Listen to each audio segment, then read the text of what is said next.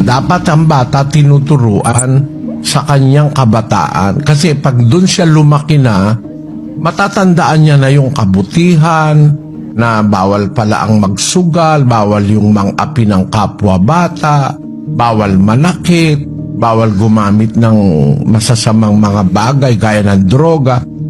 Kung makalakihan niya yun, hindi siya hihiwalay doon sa kabutihan na yun. Yan ang batas ng Diyos, kapatid. At ang isa sa paraan ng pagtuturo, pagka ang anak mo meron ng kaisipan, kasi yung mga maliliit na bata, di pa marunong mag-isip yun eh. Mula 2, 3, 4, 5 taon, hindi pa masyadong gumagana ang kaisipan ng bata. Pagka mas matanda na doon, ang utos naman ng Diyos sa bagong tipan, doon sa 6 ng Efeso, 6:4. At kayong mga ama, huwag ninyong ipamungkahi sa galit ang inyong mga anak, kundi inyong turuan sila ayon sa saway at aral ng Panginoon. Yan ang nakasulat. Pagka marunong nang umintindi ng salita, nakakaintindi na, may kamalayan na, huwag mong imungkahi sa galit, huwag kang laging sigaw ng sigaw, minumura mo yung anak mo, malalayo ang loob sa'yo nung anak mo eh. Dapat ang pagtrato sa bata may kasamang psychology of love. Kasi ako naranasan ko sa nanay ko. Pag gumawa ako ng mali, anak, sabi niya, mali yung ginawa mo. Huwag ka nang uulit, ha? Eh, kung bata ka, hindi mo masyado nakikinig. Makikita ko yung nanay ko, luluha. Namamalo ang nanay ko eh, pero pag namalo siya, at parang hindi mo siya iniintindi, iiyak siya, luluha siya. Napakatinding tanim sa puso ko nun na ang nanay ko napaiyak ko dahil sa hindi ako nakikinig. Kasi ang nanay ko po, maikwento ko lang sa inyo, pagka nagsasalita siyang mali yung ginawa mo, kaya mali yung ginawa ng kapitbahay mo na bata, inapi ka, lagi siyang may sinasabing talata sa Biblia. Ang nanay ko po, kabisado niya yung mga talata na naririnig niya. Kaya pagka parang hindi ka nakikinig sa kanya, maiiyak ang nanay ko. Natatandaan ko, napakaganda ng epekto sa akin na mahal ko kasi ang nanay ko para mapaiyak mo siya dahil hindi ka nakikinig. Mahigit pa yun sa pinalo ka eh. Kaya natatandaan ko yung mga talata na sinasabi sa amin ng aming ina. Hindi yung laging galit na galit. Merong ganun kasing magulang eh. Parang hinahamon yung anak. Subukan mo. Ganon, sasabihin sa anak. Panghahamon yun sa anak. Imbis magkaroon yun ng pagmamahal sa'yo, ang naitatanim mo sa puso ng anak mo, galit. Ang sabi sa Biblia, huwag niyong ipamungkahi sa galit ang inyong mga anak. Kundi, etong remedyo, turuan niyo sila ayon sa saway at aral ng Panginoon. Pag ang bata marunong nang umunawa, uumpisahan mo nang sabihin yung aral ng Diyos. Anak, sabi ng Diyos, huwag magnanakaw. Sabi ng Diyos, mamahalin mo ang iyong kapwa. Yung mga lahat ng salita ng Diyos, makakalakihan niya na sinasabi mo yon. At yung salita ng Diyos, may kapangyarihan yun sa kanyang sarili.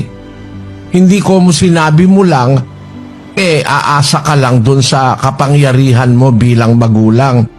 Yung salita ng Diyos, meron yung kapangyarihan sa kanyang sarili na ang salita na yon pwedeng mapenetrate noon ang puso ng bata para matanim yun sa kanya. Kaya ang sabi ng Biblia, turuan niyo sila ayon sa saway at aral ng Panginoon. Huwag kayong laging galit sa bata.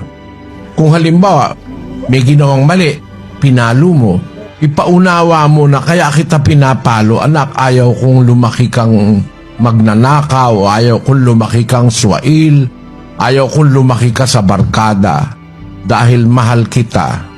Pag naunawa ng bata, mahal mo siya, hindi siya magagalit sa'yo.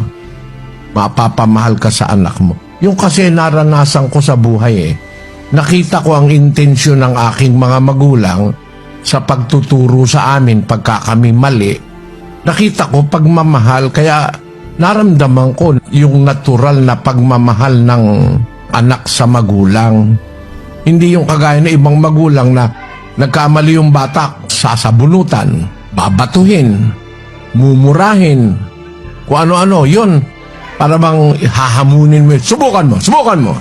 Eh yung bata, pagka medyo napapahiya, talagang susubukan nun na lumaban sa'yo.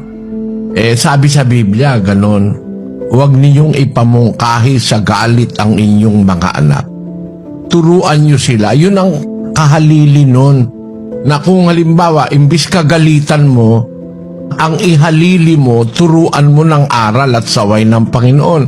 Ang problema naman, yung magulang din, di naman marunong ng aral.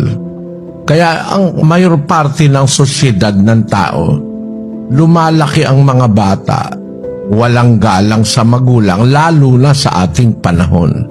Ikalawang Timoteo 3:1. Datapwa't alamin mo ito, na sa mga huling araw ay darating ang mga panahong mapanganib, sapagkat ang mga tao'y magiging maibigin sa kanilang sarili, maibigin sa salapi, mayayabang, mga mapagmalaki, mapagtungayaw, masuwayin sa mga magulang. Yan ngayon ang ugali ng karamihan tao. Kasama na dyan yung mga bata. Masuwayin sa mga magulang. Sa mga huling araw, itong ating panahon na ito, tayo mabubuhay sa panahong mapanganib. Mapanganib ngayon Ang unang-unang dahilan ng panganib ngayon, ang tao magiging maibigin sa sarili, maibigin sa salapi. Kaya nga sa pag-ibig sa salapi, kahit mapatay yung kapwa-tao, kumita lang siya. Diba? Merong mga gumagawa ng gamot, peke. Kumita lang siya kahit yung iinom ng gamot mamatay sa maling gamot. Ganon-ganon, namemeki ng mga gamot Napakarami yan. Maraming panganib ngayon. At ang isa sa panganib, yung tao maibigin sa salapi, tapos ang isa, masuwayin sa mga magulang. Merong anak ngayon, pumapatay ng magulang. Yung nakita ko lang sa internet na pinakita sa akin, may nakita ako doon sa isang computer shop. Tinatawag nung magulang yung anak, siguro para kumain o para umuwi. Abay, nagalit yung bata, pinagsusuntok yung nanay niya. Tindi ka ako nito. Wala kang utang na loob sa magulang mo dahil lang sa computer. Ang nanay mo, susuntukin mo. Napakasama ng impluensya ngayon ng mga ginagawa ng tao. Yan tayo dapat na magbantay sa ating mga anak. Kasi, sabi sa Biblia, ang mga bata sa ating panahon magiging masuwayin sa mga magulang. Napakasasamang klase ng mga bata ang ipinoproduce ng ating henerasyon dahil dyan sa computer, dahil sa kung ano-anong batas, tapos bawal pampaluin. Baliktad na mundo ngayon Bawal nang paluin ang bata, kinalimutan na ang batas ng Diyos. Kaya alam na alam mo, yung gumawa ng batas na yan, kung sino man yung gumawa ng batas na yan, sa iba-ibang bansa sa buong mundo, walang malay sa Biblia yung mga yan. Hindi manununod sa Diyos yung mga ganyan. Na ipagbawal mo na totally yung corporal punishment, na kahit naman yung corporal punishment hindi naman para masaktan ng todo yung bata, kundi lang para maituwid mo. Tawag sa Biblia, rod of correction. Iba naman mag-analyze yung iba. Hindi naman violence yung papaluin mo yung anak mo. Violence ba yun? Papaluin mo lang naman, dapa. Mali yung ginawa mo, ba't ka nanuntok ng kalaro mo? Dapa, huwag mo nang uulitin. Ganun lang. Violence ba yun? Pagtuturo yun nasa Biblia yun Ang Diyos din namamalo pagka ikaw matigas ang ulo, papaluin ka rin ng Diyos